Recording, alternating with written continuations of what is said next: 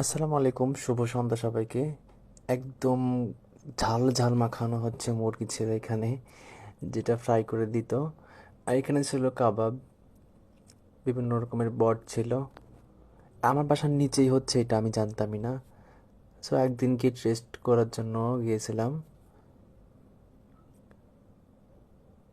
এটা বেশি দারুণ ছিল। আর এটাতে কি যে পরিমাণে ঝাল ঝাল মশলা মাখানো ছিল বলার বাহিরে। এটা খেলে আল্লাহ জানে ভালো কি হবে। এরপর এর পাশে ছিল হচ্ছে কচি কচি হচ্ছে ভুট্টা।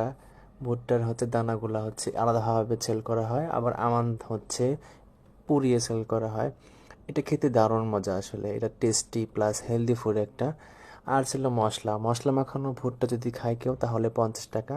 আর এমনিতে যদি জাস্ট পুড়িয়ে লবণ দিয়ে মশলা দিয়ে হালকা মাত্রা হালকা মেখে খায় তাহলে হচ্ছে 40 টাকা।